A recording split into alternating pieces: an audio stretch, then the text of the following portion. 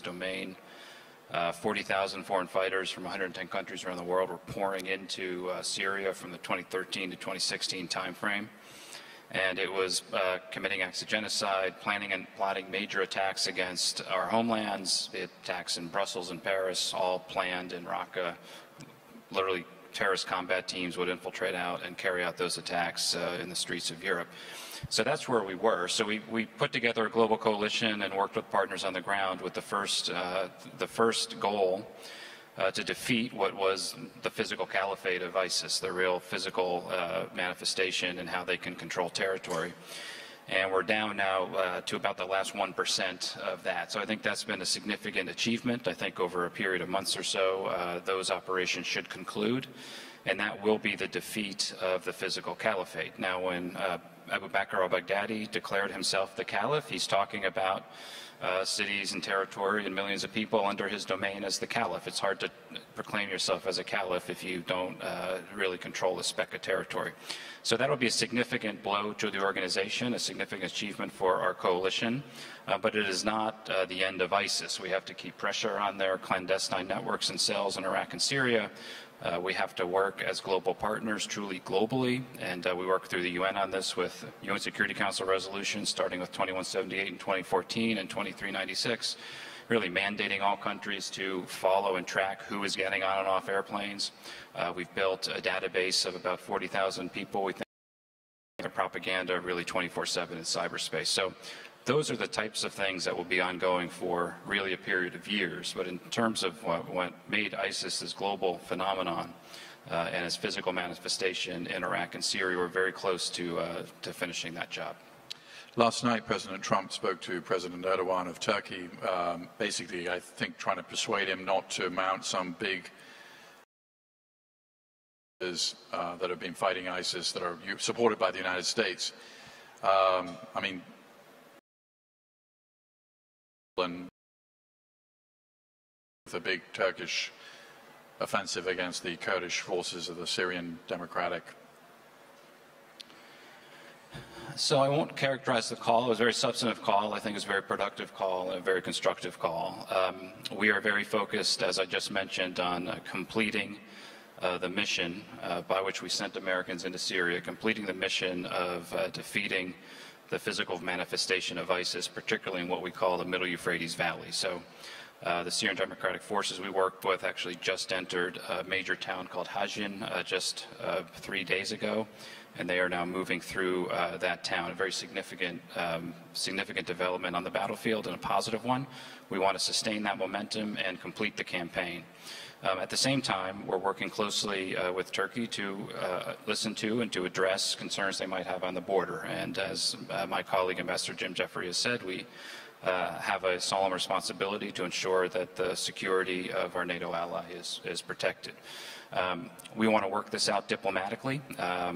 We've said from Washington a military operation we don't think would be wise or acceptable, so I'll let Washington speak for that. I think they had a very clear statement. But since then, the conversation between our two presidents was constructive, and I'm confident that we can work this out. And our main focus here in Syria is completing the counter-ISIS campaign. We have to complete that campaign here over the coming months. Under Secretary Voronkov, do you have a view on a possible Turkish major operation against the Kurds in Syria? You know, the mandate of my office is very clear. It is based on the global counter-terrorism strategy approved in 2006. We have updated option of this strategy from this year, and there are three uses to terrorism. Second one, prevent and combat terrorism. Third one, capacity building activities in support of the member states. Last but not least, ensuring the rule of law and human rights in counter-terrorism aspect. So I think this is very important for understanding of our role. We're in support of member states on request of member states. And this is our task. So this question is a little bit not in line with my mandate. Thank you. How many ISIS fighters are left for either of you, or both of you? How many ISIS fighters are left in Iraq and Syria, in terms of estimates, and how many ISIS fighters are exist globally, in places like Afghanistan or Libya? So if you allow me, I will start. According to different data, it's going on about 20,000 people at this very moment in different parts of the world, including Syria and Iraq. And of course, this is a significant number. And the task of my office is, again, utmost in order to support the countries with a huge risk of the appearance of new terrorist threat, in order to help them to be prepared to this very scourge. Mr. McGurk? I think we get this question a lot. I try to stay away from the numbers, and you really look at their capabilities. So in 2014, they were, again, quasi-state with 8 million people under their domain with revenues of $1 billion a year. That has now basically collapsed. They were able to mass a maneuver force around a battlefield like a sophisticated army. They can no longer do that. They had very sophisticated terrorists like Mohammed Adnani planning and plotting the major foreign attacks. All those people are dead. The people who planned the attacks in Paris, for example, all of them have either been captured or been removed from the battlefield. So in terms of their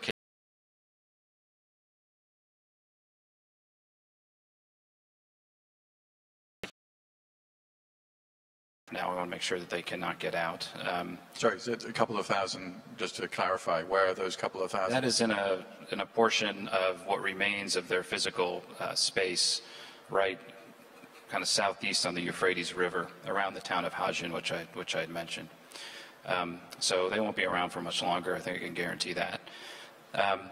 So it's a significantly degraded organization. But again, nobody who does this day to day is naive enough to know that you can just declare victory and walk away. That we have to maintain pressure on these networks for really a period of years.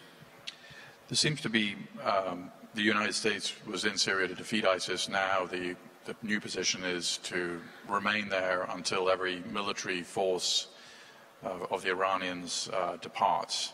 I mean, which could be tomorrow or it could be forever. I mean, it's not clear. Is that sort of a mission creep, or is that, I mean, how do you square these two goals? I think so. The military mission in Syria, for why we have U.S. forces on the ground, the military mission is the defeat of ISIS, and full stop. There's no other military mission. The military mission is the defeat of ISIS in Syria.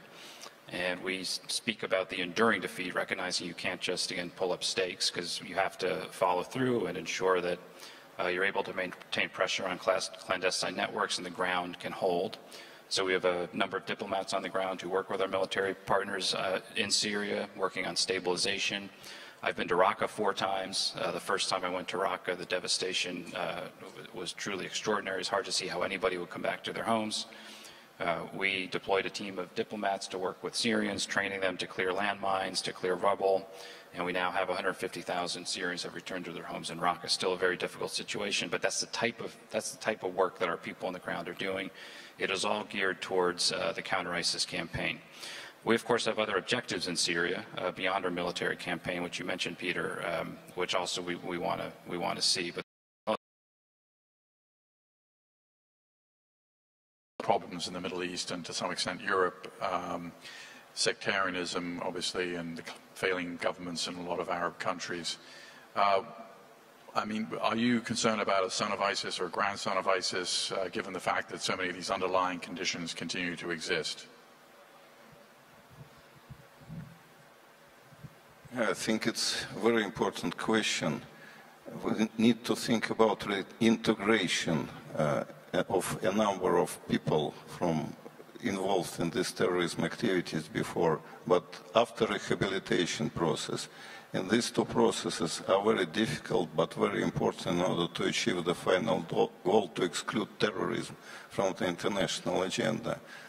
For example, there is a huge number of children born during this ISIS period of time.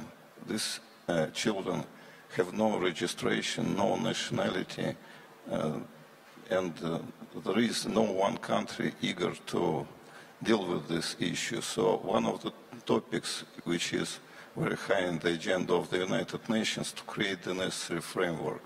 My office is preparing a handbook on best practices in this field.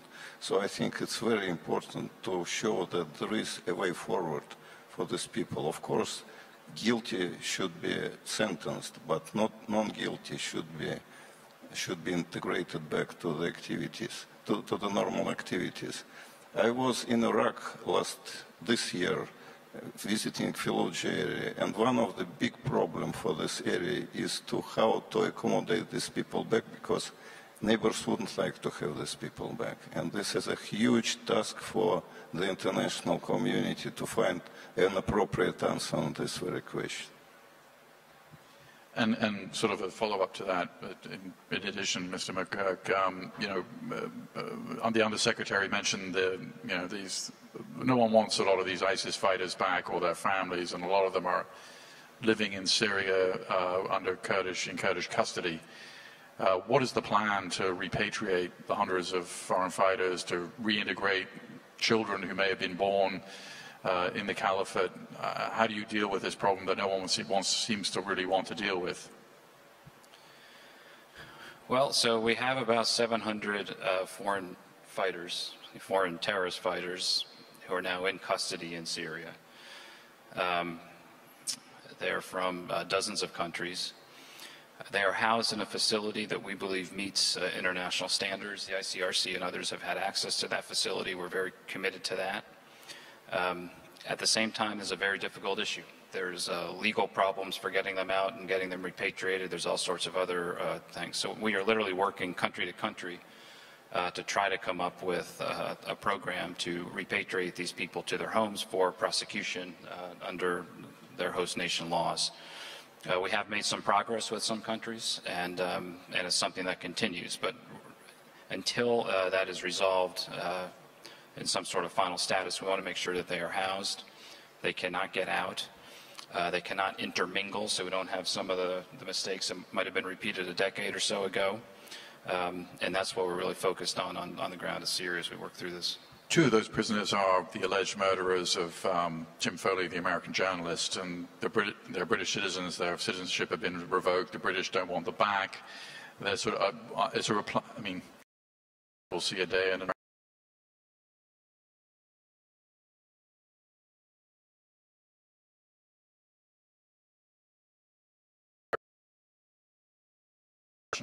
earlier in the day.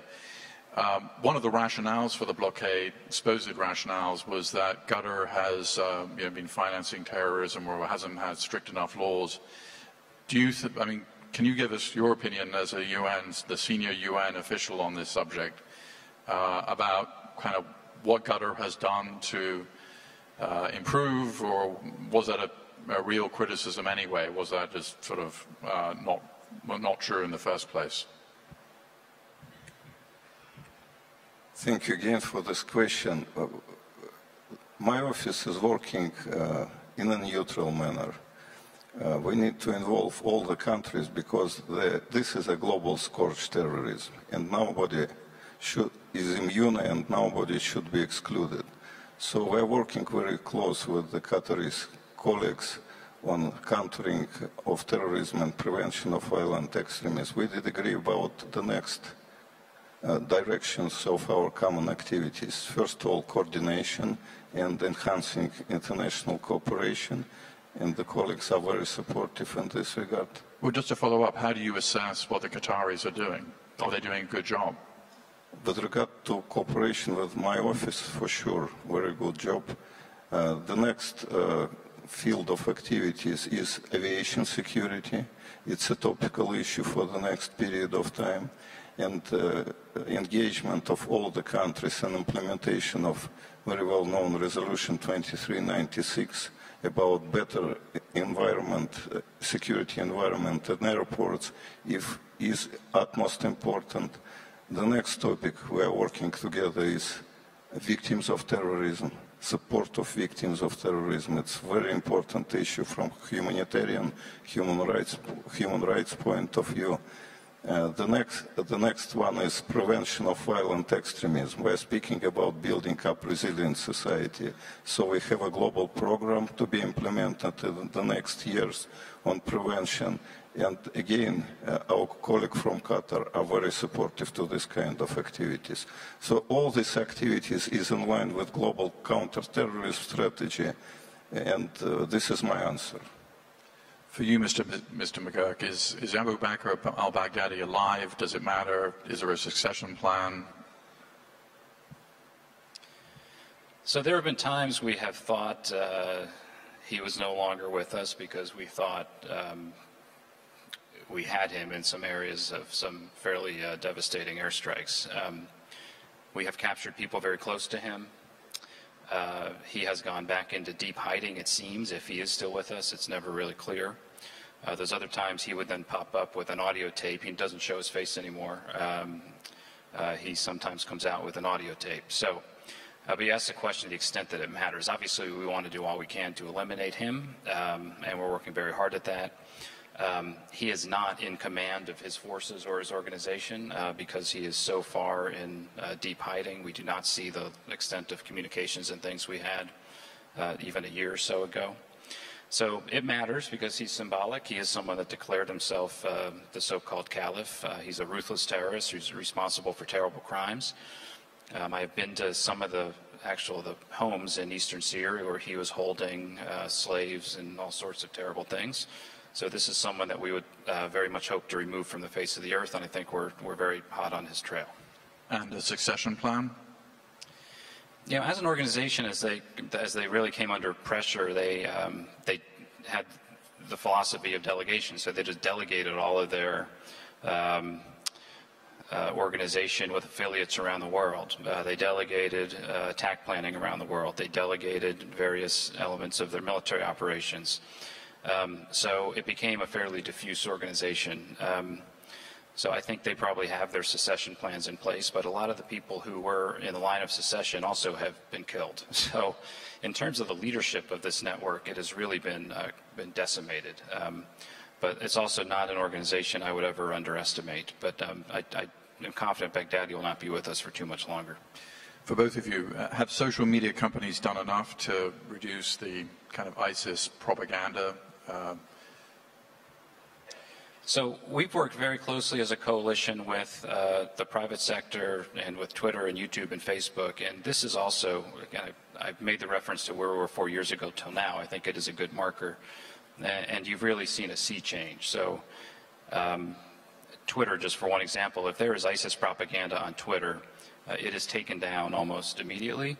If you see it and report it, and I do this because I'm on Twitter quite a bit, and if I see something, report it, they take it down almost immediately. YouTube has algorithms to basically pick things up before even human eyes can see them to take them down. So there has been a concerted effort from the private sector, which has been very good. And then we have worked here in the region and around the world to have 24/7 really counter-messaging centers that are not just taking down the content, but then putting out a very different message. So I think this has started to move in the right way over the last few years, but this will also be one of those long-term elements even after we defeat the physical caliphate. I fully agree with this opinion. The situation with big companies is going well, and the extraction of these materials is very fast in the next 2-3 minutes, something like that. But it's going on about small and medium companies in this field. And the United Nations is trying to help these companies to be more effective in this regard, spreading this experience of big companies. So partnership with business in this field is very essential for the activities of the United Nations. And there is a project implemented together with other entities of the United Nations of my office, project which is implemented by my office with other entities on spreading of these best practices from the big companies to the small companies. For both of you, 2 months ago in this very same hall that we're in, the Qatari government and the UN had a conference on foreign fighters. Do you think the returning foreign fighters from ISIS, I mean, it was obviously a real concern. Were a lot of them killed in place? Is it still a concern about what they could do when they return to their home countries? And how do you deal with it? You know, there are a number of examples when these people are back to their own countries and still creating a very big threat for the security and for the people of these countries. So it's a serious threat. It's a huge number of people. We need foreign terrorist fighters to give countries chance to be more aware of what's going on with this. Mr. McGurk, you've had your role both under President Obama and President Trump. Is there any way of a lot of these things, obviously, that we've seen the defeat of ISIS geographically, how much of that took place under President Obama and how much under President Trump? And was there a change in kind of tactics or strategy between the two? I think be careful here. It's hard to compare and contrast. So I was in Iraq when Mosul fell, for example, and we had a pretty vigorous debate about the extent to which we had what was really a new Iraqi government and we could support them. Because at the time, there was almost no ground force that we could work with. The Iraqi security forces had pretty much disintegrated, and in Syria, there was almost nobody to work with in this. So it was an extremely daunting endeavor. So we put together the campaign plan over the summer and fall of 2014, and then gradually began pushing back. So by the time President Trump took office, I think about 50% of the physical space which we wanted to clear had been done. We actually had a very good transition from the Obama administration to the Trump administration. We had a lot of very detailed meetings with the transition team. President Trump made clear on his first day his priority was the defeat of ISIS, and he wanted to accelerate the campaign wherever he could. We did have a number of issues that were teed up in terms of decisions that could be made to help do just that. Those decisions were made very quickly by President Trump, and we did see an acceleration of the campaign. So, and I think now we're literally down to the 1%. But just for example, Raqqa, when President Trump entered office, Raqqa was fully under control of ISIS. It was the headquarters of ISIS. It was still their location where they were planning and plotting major attacks against all of us, but also including the United States. Knew that, and there were some very difficult questions presented to President Trump early on, which President Obama had actually passed off to the new administration. So we did that pretty quickly. We put together a comprehensive strategic plan together with Secretary Mattis and Secretary Tillerson at the time, which the President endorsed. And the campaign really dramatically accelerated. I was in Syria in the spring of 2017 working with some of our people on the ground and our military commanders, and the extent to which we were moving faster, taking advantage of opportunities as they opened. We were really able to seize some opportunities that I think served the campaign quite well.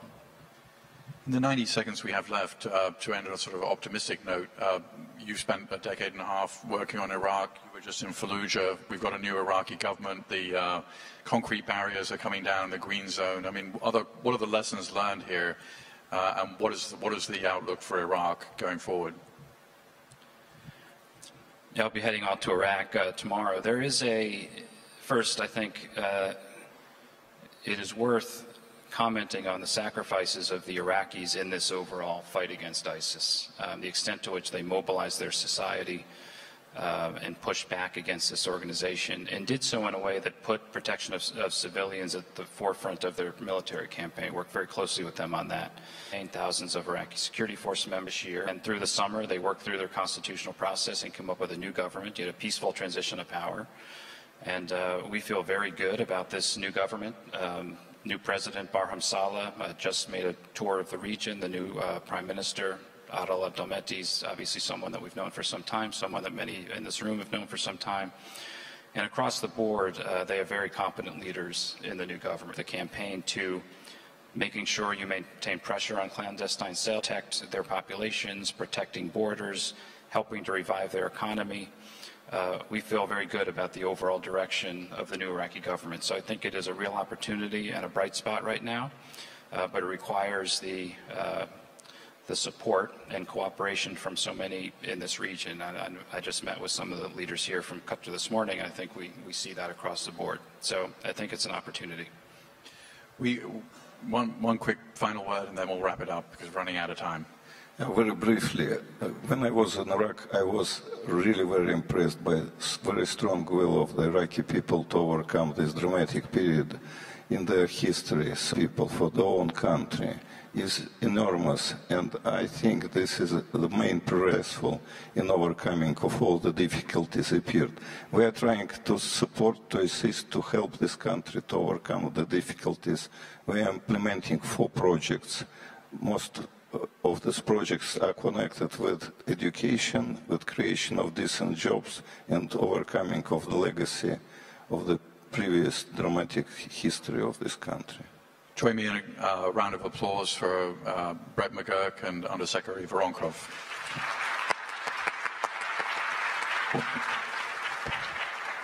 Thank you very much. Can you hear me? Thank you very much to our guests, to our panel. And if I can invite you to stay as I bring up our next equally dynamic panel. The name of this next discussion is The Growth Potential of Emerging Markets and the Impact on the Global Economy. Our speakers will be making their way to the stage very shortly, and the moderator for that particular discussion is going to be Chris Giles, the economics editor of the Financial Times, and I see him coming to the stage right now. He is going to introduce the people that will be joining him on the panel for this discussion. I think you would agree it's been a pretty dynamic morning, as will the rest of today and tomorrow. And thank you everyone for remaining seated, and I'm going to turn it over to Chris as he is ready to introduce his panel. Thank you. Thank you very much. Good morning, everybody. If I could invite the panel onto the stage, I'd like to invite His Excellency Ali Sharif Al Ahmadi, the Minister of Finance of our host here, Qatar, His Excellency Berat Al Barat, the Minister of Treasury and Finance of Turkey, and Christian Sewing, the Chief Executive of Deutsche Bank.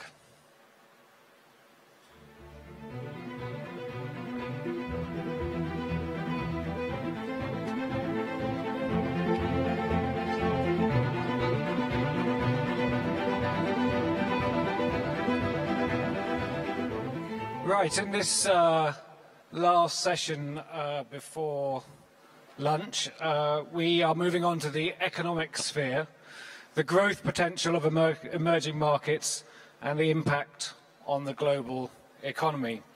My name's Chris Giles. I'm the economics editor of the Financial Times. I'm based in London, and the irony is not lost on me that when we often think of emerging markets being unstable and risky places in the world, and yet the place I've come from, the country I live in, is fast showing all the classic signs of instability, definitely on the political front at the moment. But that's enough about London. We're here to talk about the emerging markets. And it's the growth potential in emerging world which is truly phenomenal. Just a few facts just to kick us off.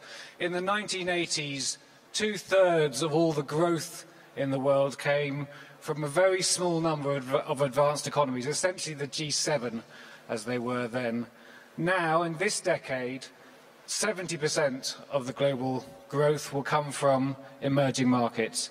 It's had remarkable effects on humanity across the world, extraordinary progress in eliminating poverty. So the proportion of people living below the UN definition of poverty of $1.90 per day is down from 40% of the world's population in 1980 to 10% in 2015. Now, that's clearly not enough. There's an ambition to eliminate poverty, extreme poverty altogether, but there has been a lot of progress made, and that has almost all come from rapid growth in emerging markets. But of course, not everything is rosy in the emerging world.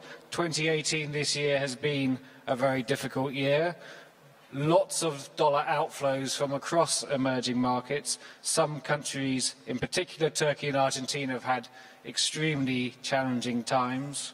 And global debt is at a record level, $182 trillion, according to the International Monetary Fund. So there is both a huge opportunity and quite a lot of risks and domestic fears. So this is the backdrop to our discussion this morning, both the opportunities and the fears. Now, maybe I would like to start with Your Excellency, Mr. Emadi. Qatar is both sometimes classed as an emerging economy, even though it has the highest GDP per capita in the world, but also as an investor in them. Can you give me your perspective on how you see the emerging world at the moment? Well, good morning, everybody, and I'd like also to welcome our guests today here, and thank you for taking part of this session, and welcome everybody to Doha Forum 2018. You know, talking about emerging market, yes, Qatar is part of the emerging market, and it has, you know, probably a little bit a different story than most of the countries around us, because of what happened in the last, 20 years and the phenomenal growth that we had. If you look at where is the emerging market in 1990s, I think if I get the figure right, they were sharing about 35%, 36% of the global GDP. This number today is about 55 to 56%, and I think where most of the projection is, I think in the next 5 years, this number will go probably to close to 60% plus. And I think if we're going to see that the impact of emerging market in global is very significant.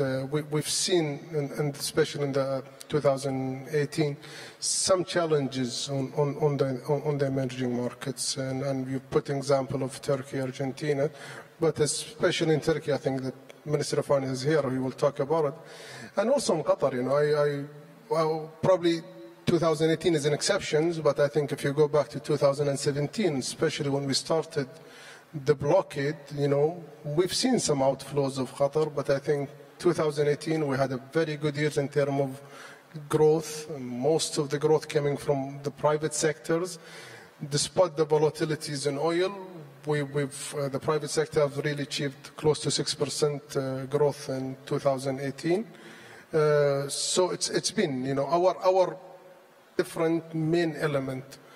One, applying energies to emerging market and fueling their economies and having a sustainable economy. So more than 40% of Qatar energy export went to emerging market. I think the other part for us is connectivity.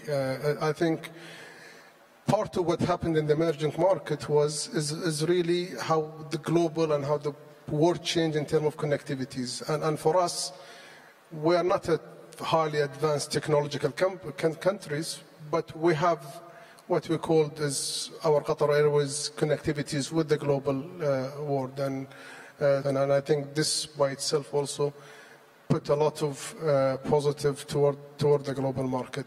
I think the other pillar for us is the financing part of it. Qatar has enjoyed a long term of surpluses for the last 15 years. Okay, the last 3 years we had some deficit, but I think from 1999 until close to 2014 we had surpluses. Lots of these surpluses has been deployed to developing countries and also to emerging market. Now, Mr. Seving, just from the private sector, can I get your sense of how important are emerging markets to your business, and how do you see the landscape at the moment? Well, it should never be underestimated how important I think the growth in the emerging markets has been on the overall industries. And I mean, just forget about the banks for the time being. But if you look at my home country, at Germany, the growth and the demand of emerging markets around the world, and not only China, but really around the world, has driven Germany's development to an enormous effect. And therefore, I think all the discussions we have about volatility and also the risk with emerging markets, if you look through the cycle, it is only positive for the global economy. And I think we all manage it with the right level of diversification. You have to advise your clients that obviously you have, when you act and deal with emerging markets, that you have a diversified landscape in terms of regions, in terms of countries, in terms of currencies. But overall, I mean, we just heard the numbers. I think the growth of the world has been in particular driven by the emerging markets. That's what we need to support. And by the way, that's what we support as a private sector. Deutsche Bank's revenues, more than 20%, are coming from the emerging markets. We believe in that growth scenario, but always with the right risk appetite. But if I compare that with the previous years and how we have developed, then I think this will be a significant growth engine also in the future. We very much look then also at political stability. It's not only at the underlying growth factor, but also how is the governance, how is the political stability. And if this all fits together, then honestly, just value 1 year. What, for instance, what we have seen this year also in Turkey or in Argentina, yes, you have to observe that, but look through the cycle, and then there is enormous growth potential where actually the developed market can benefit from. Thank you. Now, I wanted to also mention just to the room that at the end of this session, for at least 10 minutes or so, we'll be taking questions. So if you have questions, store them up, keep them brief, and I'll come to you with about 10 minutes to go. Now, I can't have a panel here where we have a representative from Turkey, emerging markets, without asking some questions. Is a failed coup left people dead, 250 people killed, dozens of terrorist attacks, a major war on your border, 3.5 million refugees. You've had a lot to deal with it. And you did it with great resilience. And then this year, essentially, you had what has been seen around the world as something of a classic emerging markets crisis, a sudden stop of money flowing out, plunge in the lira, interest rates up to 24%, inflation up to 25%, but now coming down.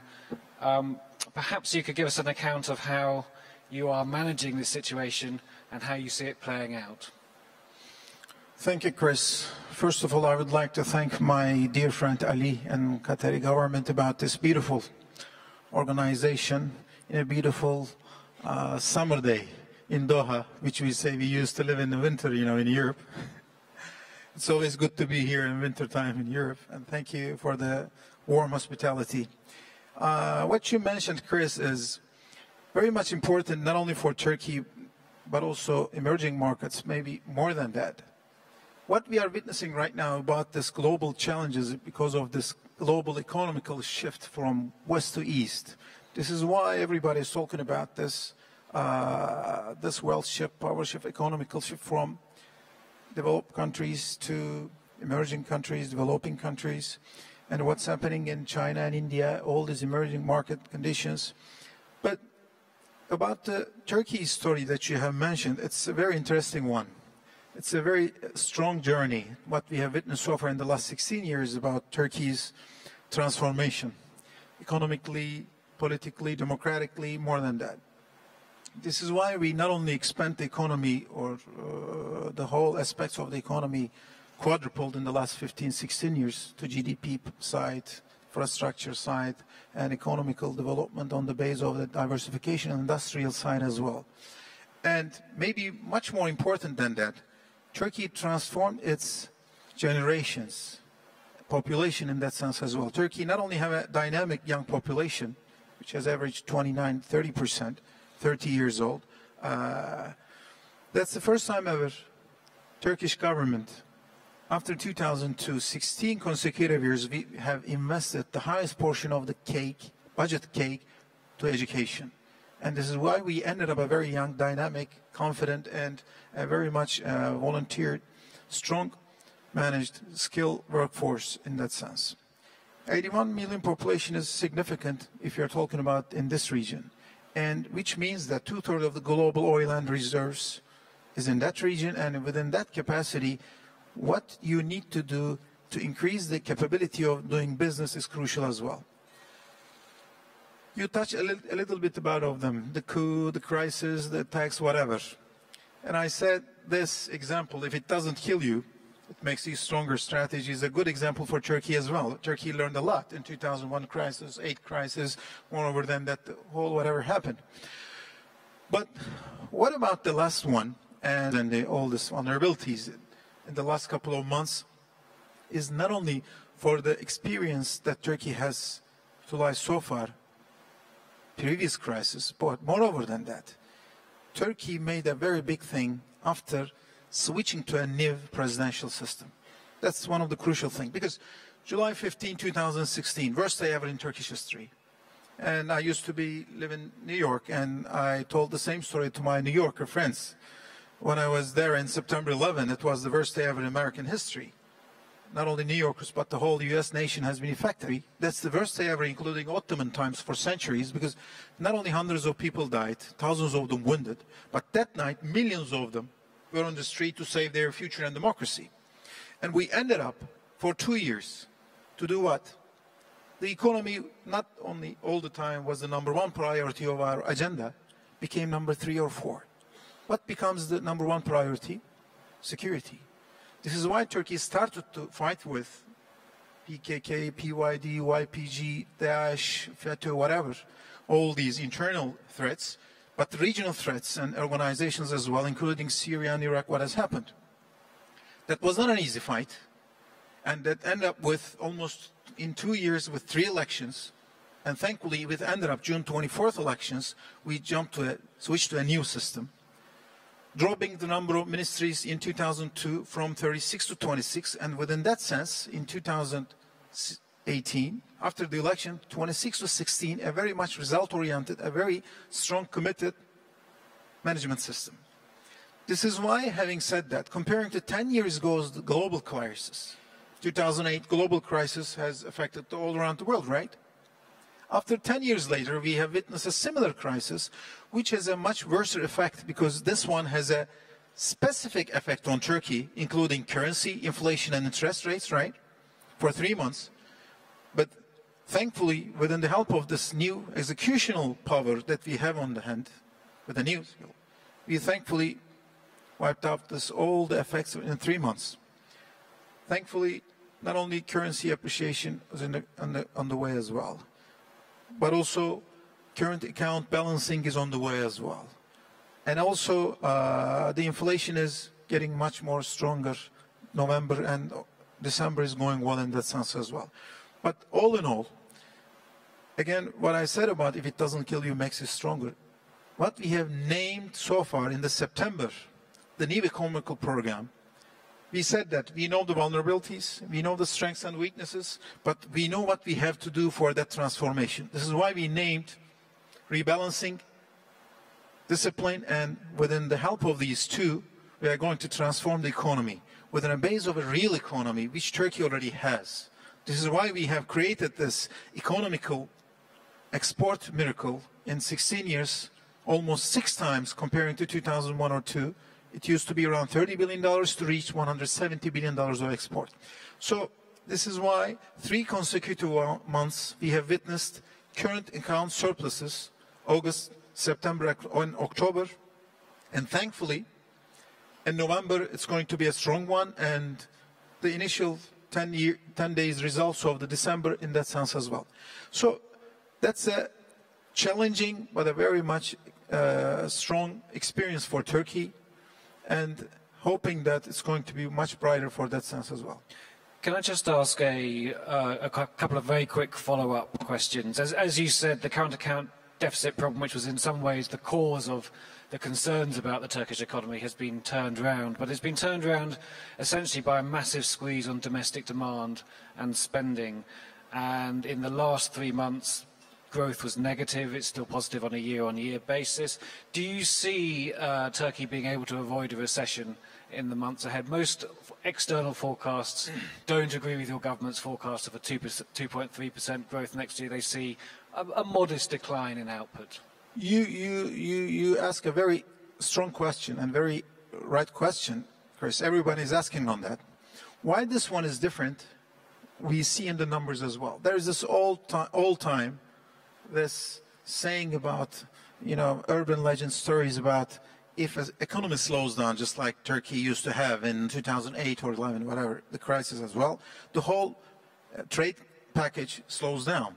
Not only export, import, the whole package. But what we have witnessed so far within this recent one, we see a significant slowing down on import, which I do all the time, said that there is this foam over there. There is this luxury current account expenditures about this import part of it, which we do Turkey as producing whatever you name for internally. And the local internal production capability of Turkish industrial capacity was strong. But what we need to do, not only appreciation of the currency, but moreover than the policies that we execute on the front within the help of the infrastructural base, but structural reforms help on that sense, we can expand grow our export as well.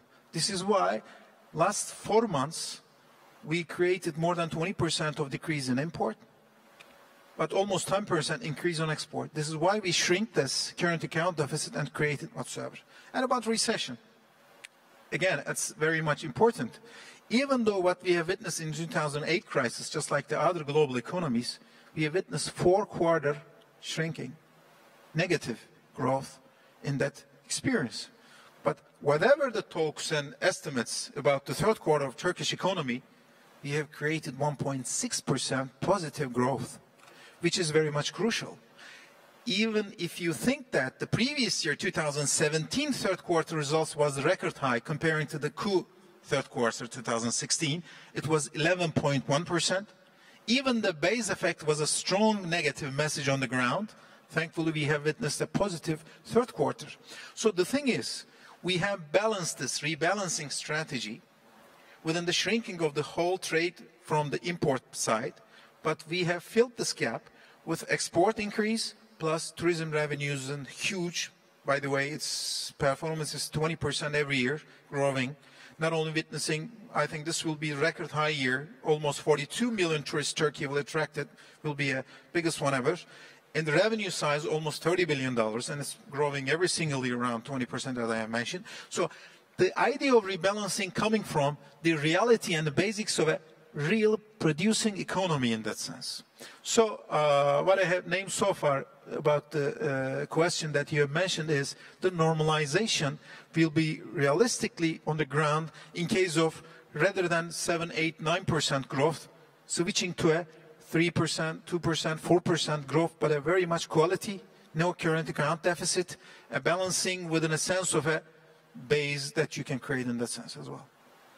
Okay, let's move on to talk about the wider emerging markets and the immediate future. Mr. Mahdi, do you see 2018, which has been, I think in everyone's book, quite a difficult, challenging year in emerging markets? Is that a one-off where there are particular aspects, particularly the strength of the US dollar and the movement of funds back to the US, that have caused difficulties this year?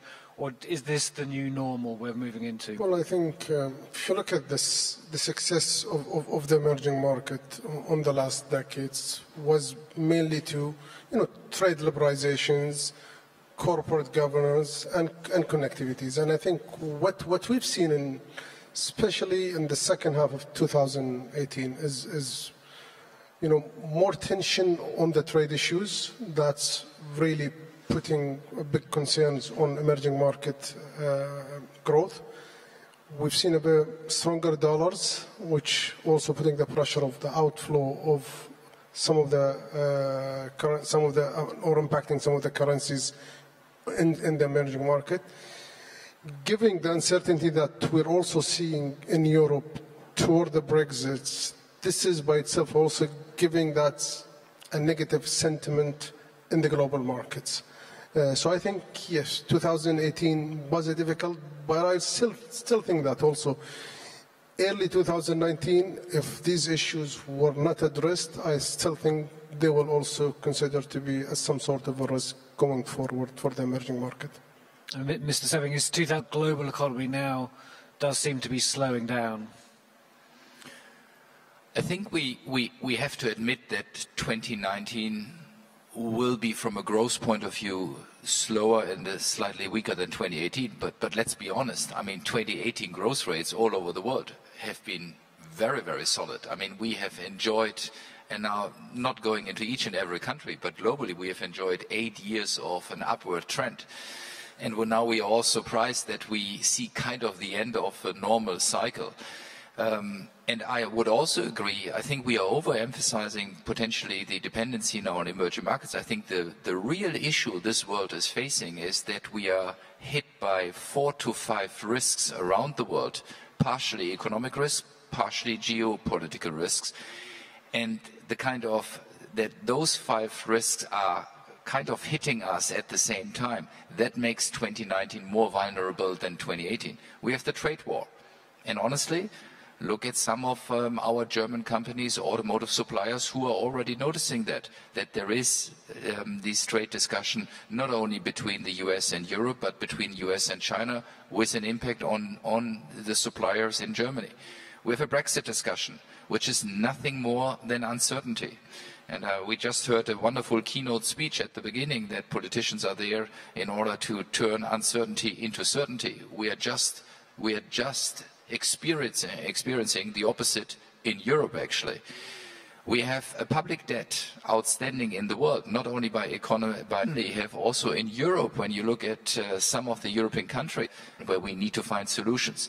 So if you think about these 4 or 5 risks which are looming around, and then I always go back and says, what is actually the biggest risk there? And therefore, I'm happy about this conference and that so much emphasis was put this morning on communication, of joint policies, of talking to each other, finding the right solutions.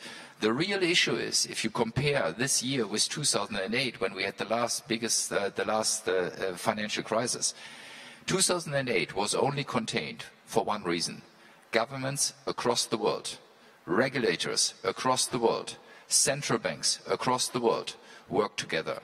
My biggest fear is, with the 4 or 5 risks we just talked about, is where is this international coordination? Would we have in such a scenario a cooperation which we need? And if you think about this, then certainly 2019 will have, in my view, lower growth rates and a little bit more of uncertainty than what we have seen 2018. Those are very important points, and they do highlight some of the wider tensions and stresses in the global economy. And you can see it already in the data. Just look at US exports of cars to China, down 40% since the retaliatory tariffs went in. We have had a blockade for a couple of years here in Qatar, and there is a pulling apart of global cooperation. Mr. Albarat, in your crisis in the summer, you received some support from Qatar. You didn't go to the normal channels of the global institutions to help countries who are suffering liquidity crises. Can you explain why not, and whether this is an example of that you maybe don't trust them, that they aren't there for you, and what do you need to help be a force of stability in the global economy? Chris, I think this is one of the hottest questions that I used to take all the time from the old, international programs that I have attended. To name it very specific. After I have been appointed in July, my first task was I need to define see the real deal, the balance sheet, what we have on hand. Not only negotiate, not only manage, whatever. When I look at the balance sheet of Turkey, because that's very much crucial, you need to see what you have on the hand.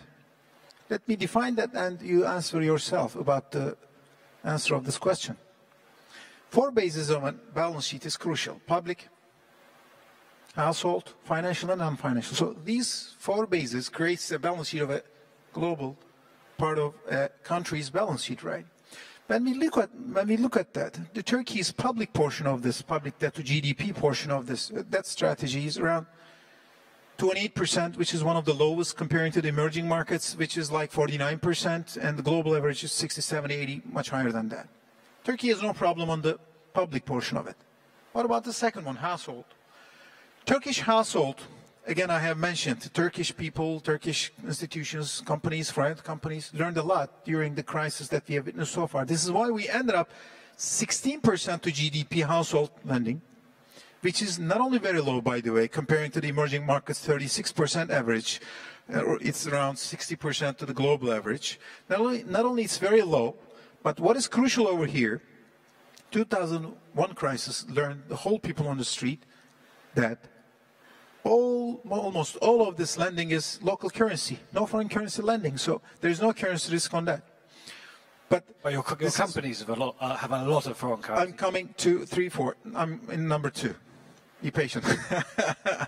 So even though that's very much important, everybody was talking about comparing to 1 year ago, the currency depreciation almost 90%, 100%. Why you can't see any single person on the street? This is why, because of that, because people have no, currency, foreign currency lending. 3, banks, financials, or we say it. The financials portion is around 26%. The EM average is around 33, 35%. The global average is much higher. But 2 things is crucial in the private part of the picture, companies part of the picture. The financial institutions, banking institutions, have a significant capital adequacy ratio. But moreover than that, the thing is, it's around 18%, 16%, almost double the legal limit, 8%, comparing to the European, all the other emerging market cushions we are talking about. But even though within that sense, what we have named so far in September, I have announced myself that we are closely following up the financial sector. I think the detailed studies will be announced by the end of this year from the BRSA, the Legal Authority of Turkey, showing the real detailed studies, stress tests, whatever the financial sector already on the ground. So the thing is, we see very much comfortability on that sense as well. But plus, what you have mentioned, private sector, private companies, which is around 68%. The EM average is at 95%. Even it's lower than the EM average. There are 2 things that was very much crucial. First one is, we announced a new legislation organizing and coordinating the private sector's lending has to be naturally hedged within the same currency. Lending should be financed with the same companies, has to create the same currency revenue as well. If you want to borrow dollar currency, you have to have some dollar revenue as well. So this has created a short-term, for the next 12 months or midterm, a positive currency exposure, 4.5, almost $5 billion for the private sector as well. But moreover than that, what is very much crucial, Chris? That's a very substantial information, which I used to work in the private sector in 2005. Used to know very well that. The experience of Turkey, starting from mid-90s, which means that to those companies who used to export Europe, whatever outside of Turkey, most of those private companies accumulated most of their revenues or profits outside of Turkey to create this kind of wealth on different portfolios as well. And this may end up almost significant amount of this net lending, which is around $86 billion.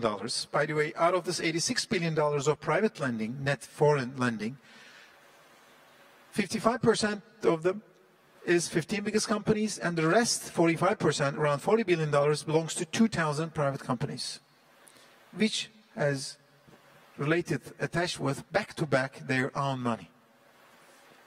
Which means that this significant amount of lending covers their own risk within their backed currency, same currency reserves that they have. But even though, out of these things that we have mentioned, we see the whole risk on the basket. All in all, if we accumulated these 4 portions to the Turkish balance sheet, which makes 138% to GDP of Turkey, which is around 211% on EM average and around 318% the global average. Within that sense, Turkey is in a very strong and comfortable cushion in that sense about this balance sheet. So what I need to have as a government and a third party to support within this. Well, you certainly heard it here first that Turkish debt, even though people around the world think it's a problem, the finance minister is assuring us that things are fine. I wanted to move on to maybe a really big and deep question, I think, for all the panel. We've seen a breakdown in sort of economic relations, and even in June, there was the most extraordinary G7 where the leaders of the seven biggest, or not biggest, but most important economies in some ways in the world, couldn't even agree that a rules-based system of international trade was something that they could all sign up to. Perhaps when we're talking about emerging economies, the real fear in America is that they don't like the idea that they're no longer the most important economy in the world, or no longer necessarily going to be the biggest economy in the world, and on some measures they already haven't been since 2014. I wanted to ask all the panel whether the global system can actually handle, can cope with a change in the global pecking order, important place in the world, to one where there's not necessarily that that's changed, but there's more tension and there's more challenge there. Maybe Mr. Mbadi, you could go first. I think it's, we like it or not, you know, the global economy is changing, and it has changed in the last, at least in the last 2 decades, especially with where the emerging market is going. And I said this on my earlier remark that, you know, in the next 5 years, almost 60% of the global GDP will be from the emerging market. So, and even if you look at from the population point of view, you know, most of the developed countries, they're almost in their population, they peaked, or some of them are seeing even a decline. But if you look at the population growth in the emerging market, the expected growth in the next, until 2030, you will have 1 more billion people in those countries. And if you look at the GDP per capita on the emerging market, you know, and what's expected by the IMF for the next just 5 years, they're expecting a 30% growth in GDP per capita for emerging market. This is double the growth on any development country. So what I can see, that I think the emerging market is coming very strongly. US will remain an important country, and it will remain an economic dominant country globally, you know, because of many reasons. But I think this will not be as significant as it today. So it's, I think, for all, I think we're going to see more activities from the emerging market, and they will have bigger share of the global markets. Where in the world excites you most in terms of emerging markets? What regions? Well, you know, Far East has always been, you know, if we talk about Far East, it's always been very dynamic, very progressive. You know, India and China has always been on the forefront of the global growth. I think this is remain. We like what we see in Indonesia and Malaysia in terms of progressing and really developing their economy. As I always said, that they need to take, you know, what they've done in the last, you know, they need to continue of their progressive economical agendas in terms of corporate governance. Just before we open it up to questions to the audience, Mr. Al-Barat, where do you see that the international cooperation can actually improve in the years ahead, or is this just a tension that is going to get more and more difficult? That's an important question, Chris. What Christopher a little bit ago mentioned about this, the approaching of the global economies about this crisis is, you know, threatening the potential things that we may face. Because, at least from my side, I could tell that. A couple of weeks ago, we were at the G20, and maybe it's the first time ever, in the last minute, the communique has not been approved for the whole parties, and very, very last minute we have approved. Because of the increasing tension of the trade war issues, and it's something that we all concerned. Not we all say, but just recently, I think Professor Ellison has mentioned at FT that we are literally a Cold War on this issue between US and China, what he have mentioned. But what I have read about this problem, the concerning problem, recently on Atlantic Council report recently, regarding to the previous experiences that the world has witnessed so far, for centuries old. Out of this 16 economical crises that the world has witnessed so far, 12 of them ended up with war whatsoever. So this is not a good sign. This is not a good thing. And comparing to 2008, for sure, there are some unilateralism concerns, protectionism concerns, rather than a win-win strategy. Everyone is getting more and more insight whatsoever. And for sure, Mr. Minister mentioning about the emerging market philosophy has changed. And this is for sure a different century comparing to the previous one. And what is very much crucial as well, we are talking about growth, right? What growth means? It comes from two P's, right? Population and production. And where this population is coming from, still we're looking at the emerging market. Where this production is coming from, still within that sense. And by 2030, most of the experts are saying that just the consolidated GDP of India and China, just these two, will be more than G7, and the population will be reaching more than 3 billion. So the thing is, the Asia-centered global economy and all this shift has creating not only opportunities but also threats as well. And that's the question. What we need to do, find a interim role to find a significant solution for the sake of the whole world, not the countries as well. Mr. Seving. Well, I said everything about the necessity of international cooperation. That is a threat to the world, which we need to solve. I think it's a little bit too short thought just to think about where is the power shifting. I think it's all about the adjustment of the economies. If I just think about from the region I'm coming out of my home country, that was 20 or 30 years ago, a region where 90% of the economy was with furniture production, textile production, and printing industry. Everybody thought this region will go down. It's still one of the most prospering regions in Germany because they amended themselves. They reorganized themselves. And therefore, it's not only emerging markets versus developed markets, it's the way you react to global trends. And that is, for instance, something where Europe needs now to react. If you think about platform economies, that is in the US, very strong, and in Asia. Europe kind of lost the first half of the game. And there we need to step up, there we need to think. So it's not only emerging markets versus developing markets, it's about where the industry trends go and how much you invest in there. And I agree, the young people are somewhere else than in the developed markets. We need to attract those young people in order to be competitive in the long term. And I think that's the game, what we have to play. Thank you very much. Now, I'd like to open it up to very brief questions. If you could put your hand up, I can find it. There's a gentleman just in the middle there with a tie on. Yep. There's a microphone coming to you now. Yes, just there, number 3. Yep. Thank you. And if you could ask a brief question, keep it short and direct to the panel. Thank you. I've heard more traditional analysis of the drivers for, power or production. We're talking about number of people and production. What about technology with robotics and so on?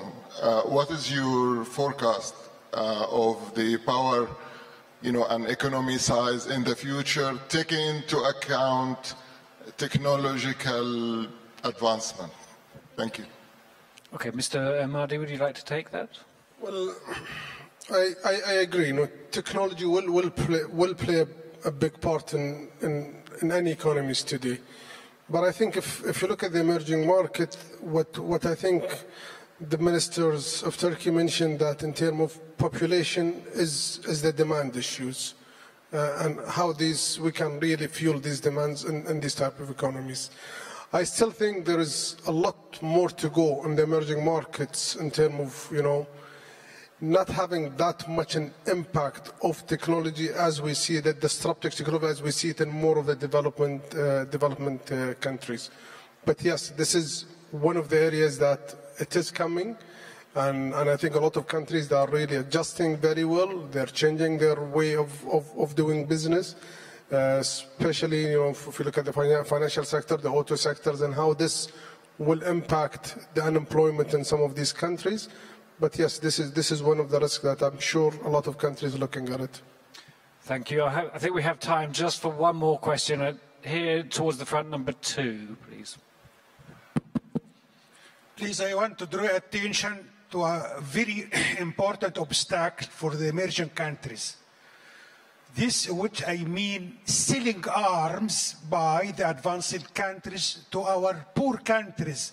This satanic swap between making prosperity in your countries and job and ruining and destroying our countries. Please stop selling arms and send to us machines, manures, technology. Then the terrorism will be finished, and illegal immigration. This is the most important. We have to take all means to stop this satanic swap. I think that was really a question for someone from an advanced country. Mr. Stebbing, would you like to comment very quickly on selling arms to emerging markets and whether that is something that the world should be seeking to end? Well, I think, to be honest, first of all, and you won't be completely happy with my answer, because obviously I'm answering this one out of the view of a financial institutions. I think we have the tightest and the most robust guidelines and policies around this to only do this to countries where we think that they have the right intention, and that is only for defense reasons, and that is not for any aggressive nature. And I think if everybody would behave like that, I think we would be in a better shape. So that is Deutsche Bank's policy, and we stick to that one-to-one. Well, thank you very much. I'd like to thank all the panel, Mr. Ahmadi, Mr. Albarat, and Mr. Seving, for what I think was an extremely informative session, which I think in most ways we understand there's problems out there which the world does need to deal with, and policy needs to adapt to take account of the new challenges. But you can't get over the fact that the emerging world is where the growth of the future is coming from, and we should take away a reasonably positive message. Can we thank the panel, please?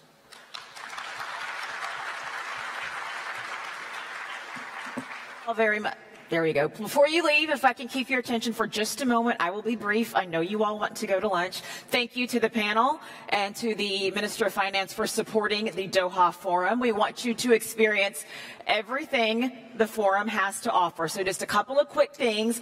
The app, you definitely want to download that, whether you have an Android or an Apple. Also, when you leave the room, you're going to make 2 lefts. That'll get you to lunch. And then right outside of that lunch and networking area, there's kind of a tank, like a container you may have seen.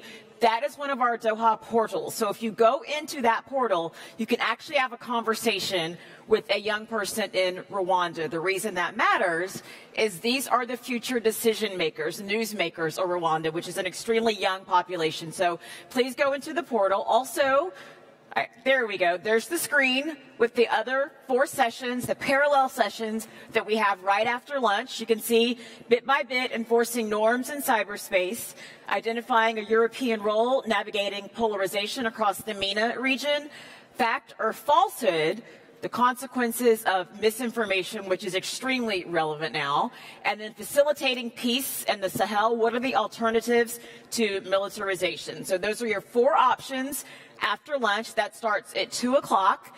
And then after that, we will have an interview with the Minister of Iran, Mohammad Javad Zarif. So we will see you back here in this room at 3:15. The parallel sessions at 2 o'clock. Have a fabulous lunch, and please check out the portals as well.